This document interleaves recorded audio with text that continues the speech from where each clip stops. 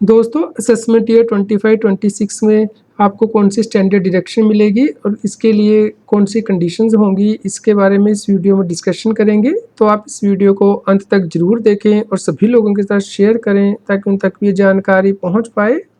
Regular update के लिए CS Satbir Singh YouTube channel subscribe कर लें और नोटिफिकेशन बेल भी प्रेस कर दें। दोस्तों असेसमेंट ईयर 25-26 के लिए जो आप इनकम टैक्स रिटर्न फाइल करेंगे उसमें आपको स्टैंडर्ड डिडक्शंस मिलेंगी। लेकिन दोस्तों ये स्टैंडर्ड डिडक्शन दो बातों पे डिपेंड करेंगी। एक तो ये कि आप कौन सी टैक्स रिजीम चूज़ कर रहे हैं और आप इनकम टैक्स रिटर्न को कब फाइल कर रहे हैं। तो आपको इन दोनों बातों का ध्यान रखना है ताकि आप अपने इनकम टैक्स की प्लानिंग कर पाएँ, अपने टैक्स को मिनिमाइज़ कर पाएँ, कम से कम कर पाएँ और टैक्स को सेव कर पाएँ। दोस्तों यहाँ पे आपको ध्यान रखना है कि यदि आपकी सैलरी या फिर पेंशन से इनकम है तो उस केस में यदि आप ओल्ड रजीम चूज़ कर लेंगे तो आपको 50,000 रुपये की ही स्टैंडर्ड डिडक्शन मिलेगी सैलरी में से या फिर पेंशन इनकम में से। लेकिन यदि आप न्यू रजीम चूज़ करेंगे तो उस केस में आपको 75,000 रुपये की स्टैंडर्ड डिडक्शन मिल जाएगी। दोस्तों इसे हम आगे जाके डिस्कस करते हैं एग्जाम्पल के साथ। तो जैसा कि आप यहाँ पे देख सकते हैं, मान लीजिए आपकी जो ग्रोस सैलरी है पूरे साल की यानी कि 1 अप्रैल से लेकर 31 मार्च 25 के लिए वो 7 लाख रुपया है। तो अगर आपने ओल्ड रजीम यहाँ पे ऑप्ट की है तो 50,000 की डिडक्शन मिलेगी और नेट सैलरी इनकम जो है वो टैक्सेबल हो जाएगी।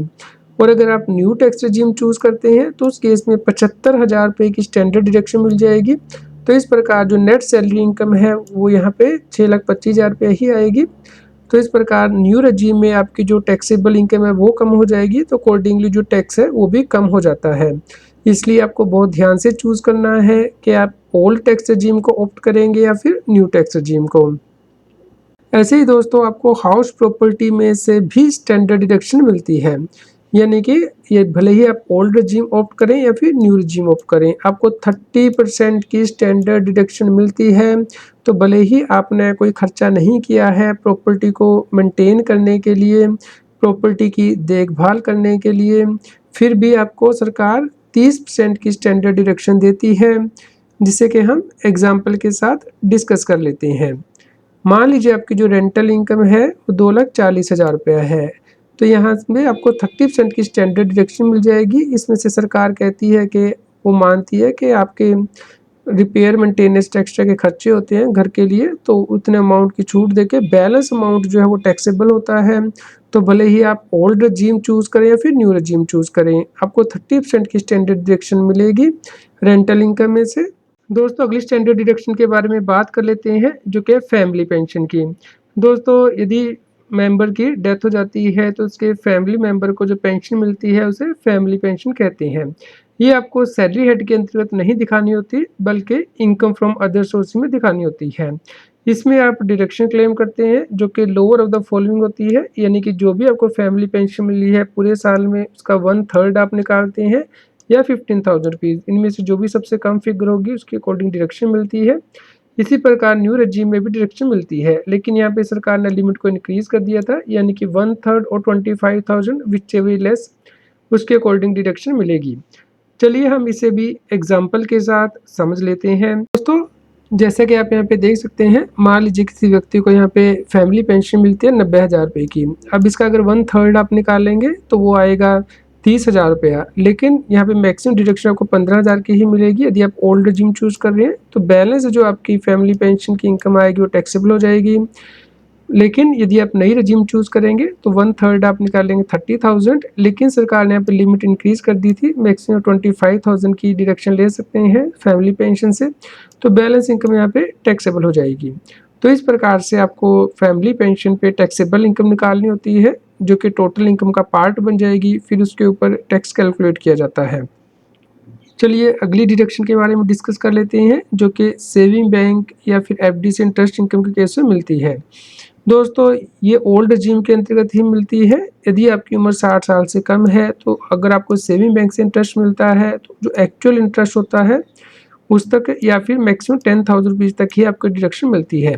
मान लीजिए आपको सेविंग बैंक का इंटरेस्ट मिल रहा है 12,000 रुपया, तो आपको डिडक्शन सिर्फ 10,000 की ही मिलेगी। बैलेंस जो 2,000 रुपये है वो टैक्सेबल हो जाएगा। लेकिन अगर आपका सेविंग बैंक का इंटरेस्ट 8,000 रुपया है तो आपको डिडक्शन 8,000 रुपये तक ही मिलेगी।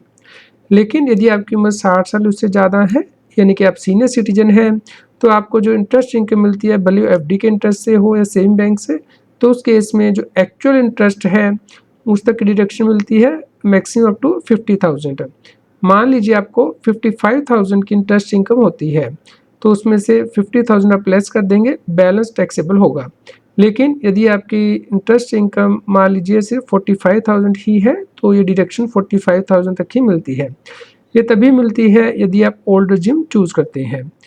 जैसा कि आप यहाँ पे देख पा रहे हैं, मान लीजिए आपके 70,000 की सेम बैंक की इंटरेस्ट इनकम है, आपकी उम्र 60 साल से कम है, आप पुरानी रेजिम ऑप्ट कर रहे हैं, तो उस केस में 10,000 रुपये की डिडक्शन आपको मिलेगी और बैलेंस इनकम आपकी टैक्सेबल होगी। और अगर आपकी उम्र 60 साल से ज़्यादा है, मान लीजिए एफडी की इंटरेस्ट इनकम 70,000 है, तो उसमें से जो 50,000 की स्टैंडर्ड डिडक्शन है वो आपको मिल जाएगी और बैलेंस इनकम आपकी टैक्सेबल होती है। दोस्तों यहाँ पे आपको ध्यान रखना है कि डिपेंड करता है कि आप ओल्ड रेजिम चूज़ करें या फिर न्यू रेजिम। तो इसके लिए कुछ कंडीशन भी है, जैसे कि यदि आपकी बिजनेस इनकम नहीं है असेसमेंट ईयर 25-26 में, तो आप ओल्ड रेजिम ऑप्ट कर सकते हैं, यानी कि न्यू रेजिम से ऑप्ट आउट कर सकते हैं। इसके लिए ITR 1 या ITR 2 में ही फॉर्मेट दिया गया है, उसमें चूज़ कर सकते हैं। लेकिन यदि आपकी बिजनेस इनकम है करंट ईयर में असेसमेंट ईयर 25-26 में, तो उस केस में देखा जाएगा कि क्या आपने लास्ट ईयर यानी कि असेसमेंट ईयर 24-25 में भी पुरानी स्कीम ली थी, यानी कि न्यू रेजिम से ऑप्ट आउट किया था। यदि हाँ, तो उस केस में जो लास्ट ईयर में आपने फॉर्म फाइल किया 10 IEA, वो आपको देना होता है ड्यू डेट से यदि पहले फाइल किया है। और अगर आप करंट ईयर में भी पुरानी रेजिम में ही जाना चाहते हैं, तो उस केस में आपसे फिर से ये क्वेश्चन पूछा जाता है। और अगर आप नहीं जाना चाहते पुरानी स्कीम में, नई स्कीम में आना चाहते हैं, तो फिर से आपको फॉर्म 10 IEA फाइल करना है इनकम टैक्स के पोर्टल पे नई रेजिम में आने के लिए। और अगर आप पुराने में ही कंटिन्यू करना चाहते हैं, तो उसके लिए आपको कुछ नहीं करना, सिर्फ येस टिक करना होता है ITR फॉर्म में। दोस्तों यदि आपने last year old regime opt नहीं की थी, न्यू रेजिम के अंतर्गत है, तो इस केस में आपको नो सेलेक्ट करना होता है ITR फॉर्म में। यदि आपने 10 IEA फॉर्म ड्यू डेट के बाद फाइल किया था, तो भी आपको नो ही चूज़ करना होता है। तो अगर आप करंट ईयर में पुरानी रेजिम में जाना चाहते हैं, नई रेजिम से बाहर आना चाहते हैं, तो पूछा जाता है, यदि नहीं तो आप नो टिक करेंगे। और अगर आप इसमें से बाहर आना चाहते हैं, तो उस केस में आपको ओल्ड रेजिम को ऑप्ट करने के लिए 10 IEA फॉर्म इनकम टैक्स के पोर्टल पे फाइल करना होता है। और अगर लास्ट ईयर में आपने ITR 1 या ITR 2 फाइल की थी, आपकी बिजनेस इनकम नहीं थी और करंट ईयर में बिजनेस इनकम है, तो इस केस में आपको यदि ओल्ड रेजिम में जाना है, तो फॉर्म 10 IEA ड्यू डेट से पहले फाइल करना है इनकम टैक्स के पोर्टल पे, तो ही आप ओल्ड रेजिम ले पाएंगे। अदरवाइज आपको बाय डिफ़ॉल्ट नई रेजिम ही मिलेगी। तो यदि आप ड्यू डेट तक रिटर्न फाइल नहीं करेंगे 31 जुलाई तक नॉन ऑडिट केसेस में, और 31 अक्टूबर तक ऑडिट केसेस में यदि आपकी बिजनेस इनकम है, तो ऑडिट होता है अगर आपकी टर्नओवर स्पेसिफाइड अमाउंट से ज़्यादा है, तो उस केस में आपको न्यू रेजिम के अंतर्गत ही रिटर्न फाइल करनी होती है, अगर आप ये फॉर्म 10 IEA ड्यू डेट तक फाइल नहीं करते हैं। दोस्तों जब आप इनकम टैक्स की रिटर्न फाइल करते हैं, ITR 1 या ITR 2 फाइल करने क्योंकि आपकी बिजनेस इनकम नहीं है, आपकी सैलरी से इनकम है, हाउस प्रॉपर्टी से, कैपिटल गेन या फिर अदर सोर्स की, तो वहाँ पे ये क्वेश्चन आपसे पूछा जाएगा कि क्या आप सेक्शन 115 BAC सब सेक्शन 6 से ऑप्ट आउट कर रहे हैं, यानी कि पुरानी रेजिम में जाना चाहते हैं। तो अगर आप पुरानी रेजिम में जाना चाहते हैं, तो उस केस में आपको यहाँ पे येस टिक करना होगा, यानी कि बाय डिफ़ॉल्ट नो होगा, यानी कि आप नई रेजिम में ही रहना चाहते हैं। यदि आप पुरानी में जाना चाहेंगे, तो आपको यहाँ पे येस पे टिक करना है।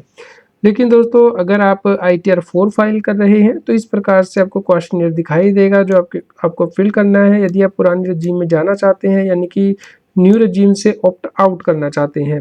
इसी प्रकार अगर आप ITR 3 फाइल कर रहे हैं, तो उस केस में भी आपको इस प्रकार से क्वेश्चनियर दिखाई देगा जो आपको फाइल करना है। यदि आप पुरानी रेजिम लेना चाहते हैं, तो उस केस में 10 IEA फॉर्म भी आपको अकॉर्डिंगली फाइल करना है। तो इस बात का आपको ध्यान रखना है। दोस्तों यदि आपका कोई भी क्वेश्चन हो, तो आप हमें CS Satbir Singh YouTube channel पे कमेंट करके ज़रूर बताएं। कृपया लाइक करें और शेयर करें, और रेगुलर अपडेट के लिए हमारे व्हाट्सएप चैनल को भी सब्सक्राइब कर लें। QR कोड स्क्रीन पे भी दिया गया है, लिंक कमेंट में पिन किया गया है, ताकि आपको इनकम टैक्स के रेगुलर अपडेट आपके मोबाइल पे ही मिलते रहें। इनकम टैक्स की और अधिक जानकारी के लिए आप CS Satbir Singh YouTube channel पे जाके प्लेलिस्ट में जाके टॉपिक वाइज प्लेलिस्ट देख सकते हैं कि इनकम टैक्स में कौन से नए बदलाव हो रहे हैं, जैसे कि इनकम टैक्स अपडेट के अंतर्गत या फिर डायरेक्ट टैक्स कोड के अंतर्गत। रेगुलर टैक्स अपडेट के लिए इस चैनल को सब्सक्राइब करें। आप हमें Telegram app CS Satbir Singh टैक्सिल पे ज्वाइन कर सकते हैं ताकि आप GST और इनकम टैक्स के रेगुलर अपडेट अपने मोबाइल पर ही प्राप्त कर सकें।